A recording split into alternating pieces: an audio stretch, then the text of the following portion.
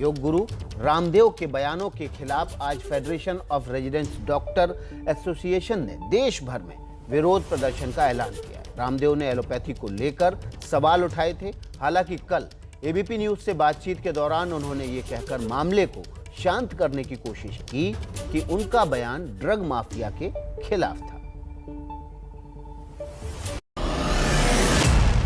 लाखों लोगों की मौत का कारण एलोपैथी है। उनका क्वालिफिकेशन क्या है, एलोपैथी का उनका नॉलेज क्या है? 10,000 तो डॉक्टरों की मौत होगी डबल वैक्सीन की डोज लेने के बावजूद। ये एक बाबा क्या, एक नॉर्मल आदमी भी नहीं बोल सकता। आप कह रहे हो बाबा हैं ये क्या कि बाबा रामदेव होगा? डॉक्टरों को लेकर योग गुरु बाबा रामदेव के बयान पर घमासान थमता नजर नहीं आ रहा। हर नए दिन के साथ बाबा रामदेव की मुश्किलें बढ़ती जा रही हैं। आज federation of resident doctors association काला दिवस मना रहा है। मैं ये बिल्कुल साफ कर देना चाहता हूँ कि ये ब्लैक डे प्रोटेस्ट आयुर्वेद के खिलाफ बिल्कुल भी नहीं है, बल्कि ये black day protest Ramdev ji के खिलाफ है, जिन्होंने हमारे मेडिकल फर्टिनिटी का भद्दा मजाक बनाया है। मैं उम्मीद करता हूँ कि पूरे देश से लगभग 10,000 से ज़्यादा डॉक्टर्स हमारे साथ इस प्रोटेस्ट में पार्टिसिपेट करेंगे और इसे सक्सेसफुल बनाएंगे।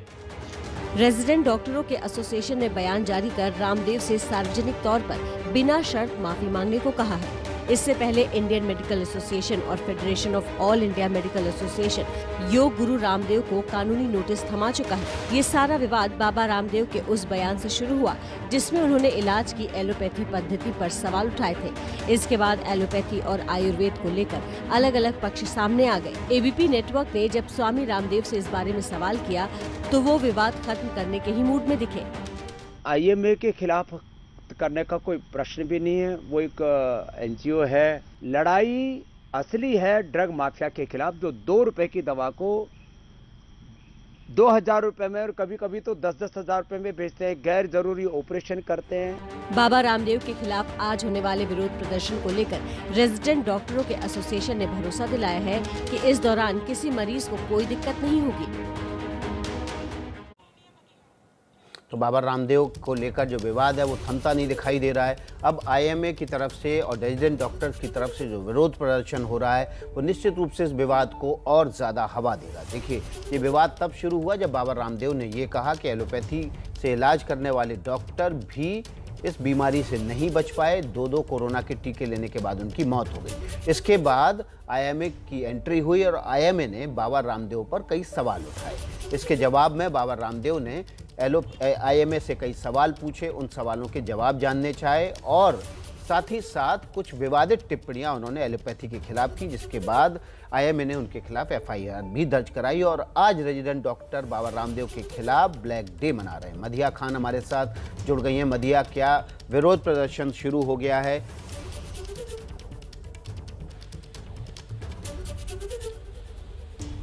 बिल्कुल विकास, विरोध जो है वो शुरू हो गया है। प्रोटेस्ट यहाँ पर शुरू हो गया है। रेजिडेंट डॉक्टर्स जो हैं प्रोटेस्ट कर रहे हैं। तस्वीरें एक बार आपको दिखा देती हूँ।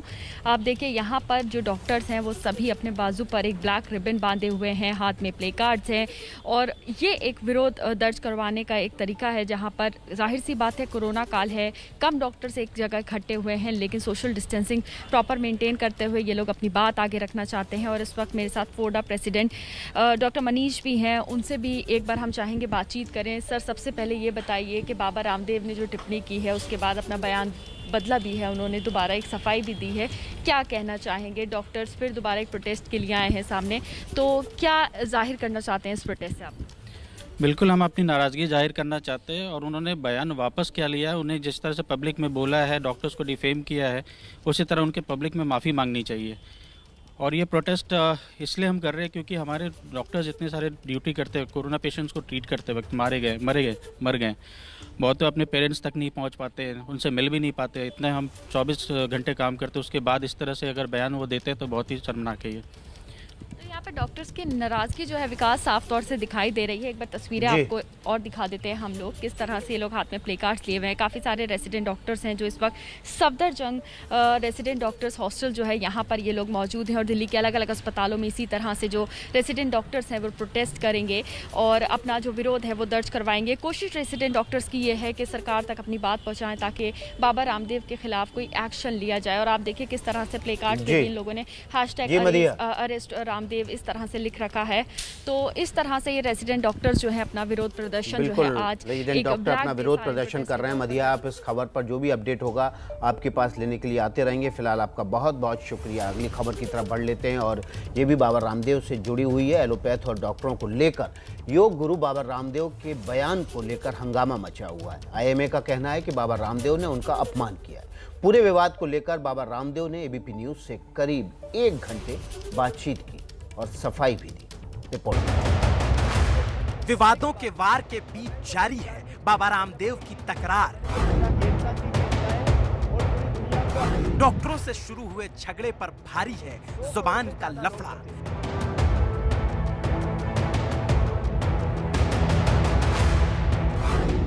एलोपैथी और आयुर्वेद के द्वंद्व में बाबा रामदेव की सफाई का छंद। एबीपी न्यूज पर बाबा रामदेव एक्सक्लूसिव। शुरुआत उनकी सफाई के साथ। वो मैं बयान वापस ले चुका और ये आप सबको भी पता है कि मैं एक व्हाट्सएप मैसेज पढ़ रहा था, वो मेरा अपना बयान नहीं था। उस पूरे आप मेरे उस वक्तव्य को सुनेंगे तो मैंने उसमें भी कहा कि मैं एलोपैथी का सम्मान करता हूं और विज्ञान और तकनीकी का कौन असम्मान कर सकता है। तो बस इतनी सी बात थी। और कुछ लोगों ने फिर ये कहा कि केवल हम ही देश की सेवा में लगे। मैंने कहा आपने यदि 10% लोगों की जान बचाई हॉस्पिटल्स में, तो 90% लोगों ने योग से, आयुर्वेद से, जड़ी बूटियों के बल से अपने कोरोना को भी मिटाया है। और इस देश में 70% लोग तो, चाहे आप आमिर खान का पूरा का पूरा उन्होंने एक बहुत रिसर्च करके प्रोग्राम बनाया था, उसमें भी उन्होंने कहा। और ये WHO मानता है कि भारत में 70% लोग अपने परंपरागत तौर तरीके से अपना उपचार करते हैं। यूं तो डॉक्टरों का मजाक उड़ाने पर बाबा रामदेव बार बार खेद जता रहे हैं। कहते यही हैं कि विवाद अब खत्म किया जाए, लेकिन तेवर अब भी उतने ही तल्ख और तीखे हैं। कभी डॉक्टरों के सम्मान की बात करते हैं तो कभी उन्हीं डॉक्टरों के संगठन आईएमए वालों को औकात में रहने की नसीहत देते हैं। मगर पहले और अब के बयानों में हल्का सा फर्क तो आया है। डर करते रहते, डर बनना, डर डॉक्टर 1000 डॉक्टर तो अभी कोरोना की डबल वैक्सीन लगाने के बाद मर गए। कल क्या समाचार है? कितने? 1000 डॉक्टर डबल वैक्सीन लगाने के बाद भी मर गए। अपने आप को ही नहीं बचा पाई, वो कैसी डॉक्टरी। मैंने तो कहा वैक्सीनेशन की डबल डोज लो और साथ में योग आयुर्वेद की भी डबल डोज लो। तो ऐसा सुरक्षा कवच, अभेद्य कवच तैयार करो कि कोरोना सहित कोई रोग आपको ना हो पाए। और ये मुझे देशद्रोही कहते हैं इनके, फिर वही बात है। फिर मैं झगड़ा बढ़ाना नहीं चाहता, मैं विवाद का अंत करना चाहता हूं। किस प्रकार से इन आईएमए वालों ने देश के खिलाफ बयान दिए हुए हैं, देश के संविधान के खिलाफ बयान दिए हुए हैं, देश के लोकतांत्रिक ढांचे के खिलाफ बयान दिए हुए हैं, भारतीय संस्कृति के खिलाफ बयान दिए हुए हैं। पूरा इनका आप कच्चा चिट्ठा देखोगे तो ये आईएमए, इसलिए बोलता हूं आईएमए को मैं गंभीरता से लेता ही नहीं। हाँ, मैं इस देश के जो निष्ठावान डॉक्टर हैं, जिन्होंने अपने प्राणों की आहुति देकर के दूसरों की जानें बचाई हैं, इस समय भी जो 18-18 घंटा मेहनत कर रहे हैं, और ऐसे डॉक्टर्स है वो हमारे एम्स के डॉक्टर गुलरिजा के नेतृत्व में, चाहे हमारे रविकांत जी, मैं तो अपने ऋषिकेश में यहाँ पर भी एम्स के जो है देखता हूँ, और भी पूरे देश में जो अच्छे डॉक्टर्स हैं। देश में अधिकांश डॉक्टर अच्छे हैं, कुछ बुरे डॉक्टर उनके भीतर घुसे हुए ना, वो उस पूरे पेशे को बदनाम कर रहे हैं। उनको भी आत्ममूल्यांकन करना चाहिए और यदि कोई उनके पापों की तरफ उनका ध्यान दिलाता है, उनको साफ करना चाहिए। दोनों ही बयान में अंतर तो है, क्योंकि जिस तरीके से बाबा रामदेव ने जान की बाजी लगा देने वाले डॉक्टरों का पहले उपहास उड़ाया था, उससे इतर अब थोड़ा बहुत अफसोस तो मालूम पड़ता है। लेकिन फिर भी वो डॉक्टरों के संगठन आईएमए को अब भी कोस रहे हैं, क्योंकि बाबा रामदेव ने आईएमए से 25 सवालों के जवाब पूछे थे, तो आईएमए ने खुले मंच पर बाबा को बहस की चुनौती दे दी। अब उस पर बाबा क्या कहते हैं, जरा ये भी सुन लीजिए। 500 सवालों का जवाब देने के लिए तैयार हूं, 500 सवालों का जवाब देने के लिए तैयार हूं, और मेरे 25 सवालों का जवाब उनसे 25 साल तक नहीं बनेगा। क्यों? उनके यहाँ जो ये आईएमए वाले, इनके पास कोई रिसर्च सेंटर थोड़ी ना है, इनके पास में कोई सेटअप है? कोई पतंजलि के जितना भी सेटअप इनके पास में नहीं है। ये जो अपने आप को सो कॉल्ड जो डॉक्टरों का और पूरा मॉडर्न मेडिकल साइंस का जो ठेकेदार बता रहे अपने आप को, हमने तो करीब 1000 प्रकार के रिसर्च किए हैं अलग अलग पेड़ पौधे जड़ी बूटियों वनस्पतियों के ऊपर। हमारे पास में ऐसे 5-5 10-10 करोड़ की मशीनें 15 मिनट के अंदर हम 1000 फाइटोकेमिकल्स बता सकते हैं किसी भी जड़ी बूटी के पेड़ पौधे वनस्पति के। इनके पास क्या सेटअप है, इन्होंने किया क्या है, फालतू में लंबी चौड़ी हाँकते रहते हैं। इसलिए मैं कहता हूं भाई तुम लोग जो है अपनी औकात में रहो, हैसियत में रहो। औकात में रहो, हैसियत में रहो। डॉक्टरों के सबसे बड़े संगठन आईएमए को बाबा रामदेव का ये खुला संदेश नहीं तो और क्या है। भले ही वो 1 तारीख यानी कल प्रदर्शन करने वाले हैं पूरे देश भर में, लेकिन बाबा को उससे फर्क नहीं पड़ता। मगर यहाँ ये भी जानना जरूरी है कि आईएमए कोई छोटा मोटा संगठन नहीं है। आईएमए का पूरा नाम इंडियन मेडिकल एसोसिएशन है। 1928 में बने आईएमए के साथ देश भर के डॉक्टर जुड़े हुए हैं। आईएमए की 1750 ब्रांचेस हैं और इससे 3,30,000 डॉक्टर सीधे तौर पर जुड़े हैं। वो डॉक्टर कल देशव्यापी हड़ताल करने जा रहे हैं क्योंकि एक के बाद एक आए बाबा रामदेव के बयानों से वो आहत हैं और पुलिस ने अब तक उनके खिलाफ एफआईआर दर्ज नहीं की है। प्रधानमंत्री को चिट्ठी लेकर आईएमए ने बाबा पर देशद्रोह का केस दर्ज करने की मांग की और लगातार बाबा रामदेव की गिरफ्तारी की मांग भी कर रहे हैं। जो पूरा एक भारत विरोधी सोच वाले लोग हैं, योग अध्यात्म विरोधी सोच वाले लोग हैं, आयुर्वेद विरोधी सोच वाले लोग हैं। अब उनके खैर अरेस्ट तो किसी वो जो है उनका बाप भी कोई नहीं कर सकता स्वामी रामदेव को लेकिन एक शोर मचा रहे हैं कि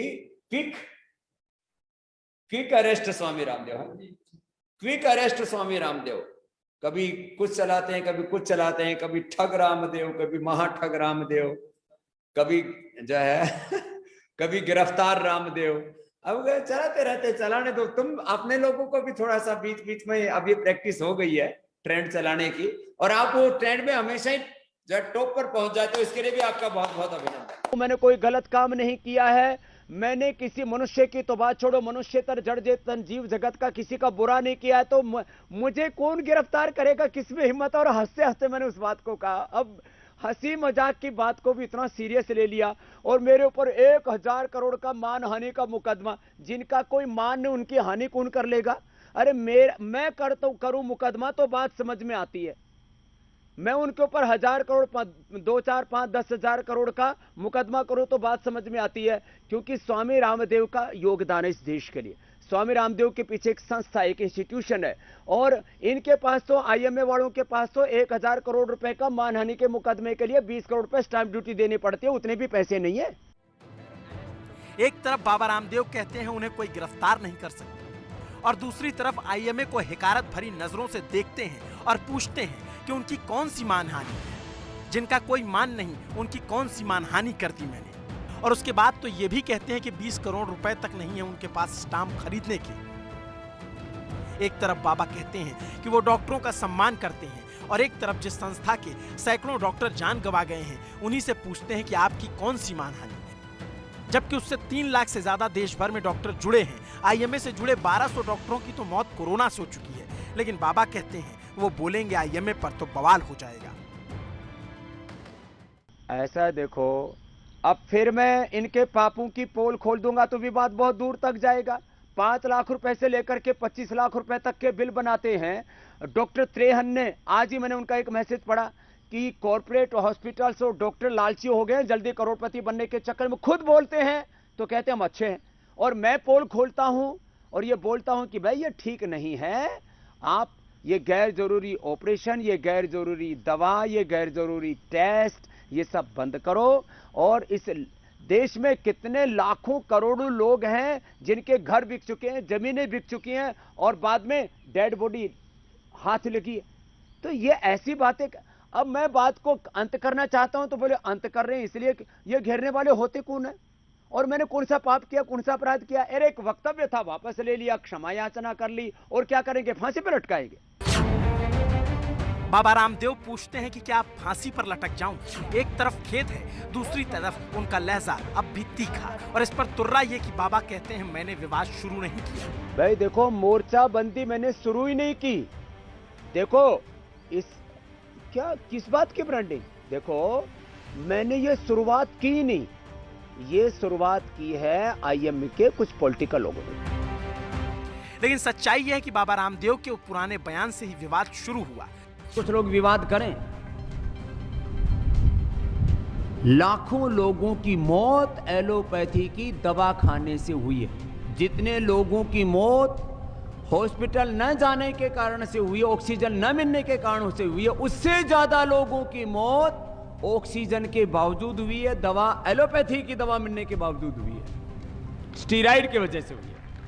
ये कोई ताली बजाने की बात नहीं है, वैसी बात बता रहा हूं। ये पीड़ा की बात है कि लोग समझ ही नहीं रहे करें क्या। इसलिए अभी लाखों लोगों की मौत का कारण एलोपैथी है।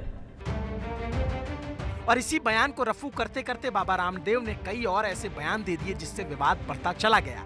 बाबा सफाई भी देते हैं और उन्होंने व्हाट्सएप का मैसेज पढ़ा था ये भी कहते हैं, लेकिन अब आईएमए वालों को औकात में रहने की नसीहत भी दे चुके हैं। इनके पास क्या सेटअप है, इन्होंने किया क्या है, फालतू में लंबी चौड़ी हाँकते रहते हैं।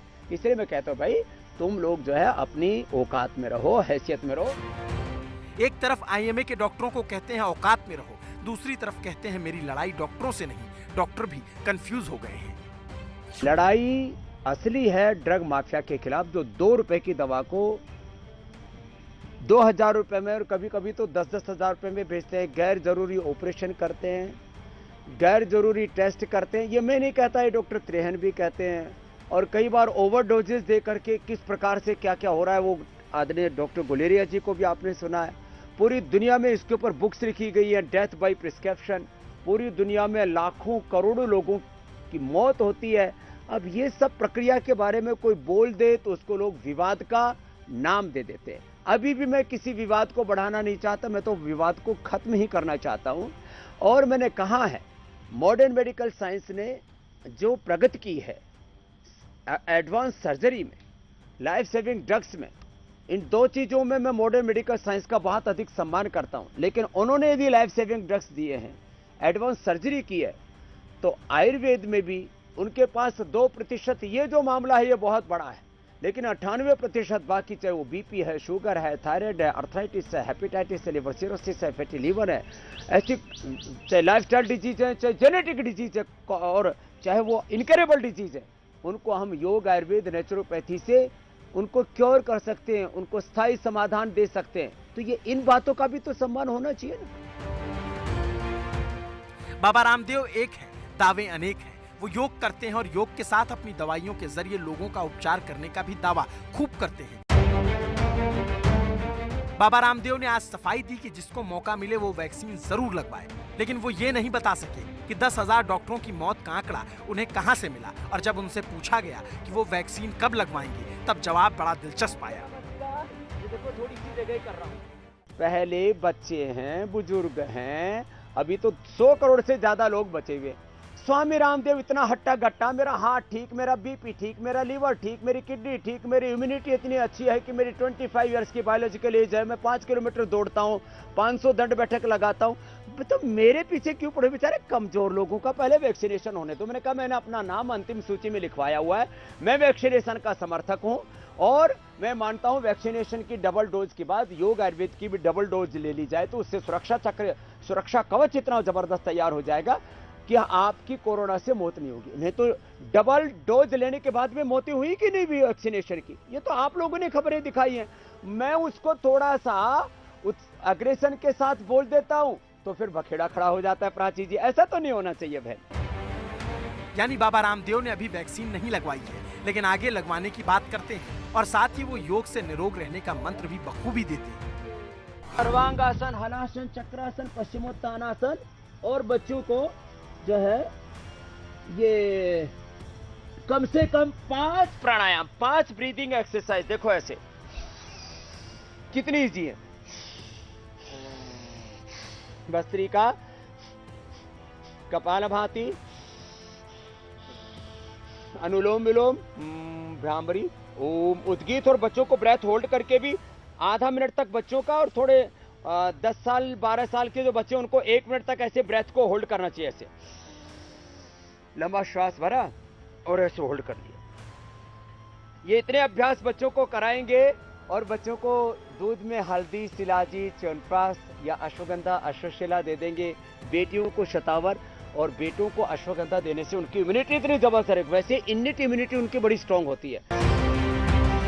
वाकई योग से व्यक्ति निरोग रहता है और पूरा देश इस बात के लिए बाबा रामदेव का सम्मान भी करता है कि उन्होंने देश दुनिया में योग को प्रचारित किया, लेकिन उनके बयानों से कई डॉक्टर आहत हुए।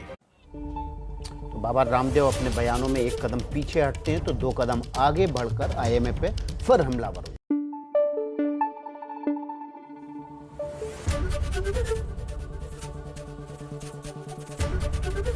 ABP न्यूज आपको रखे आगे।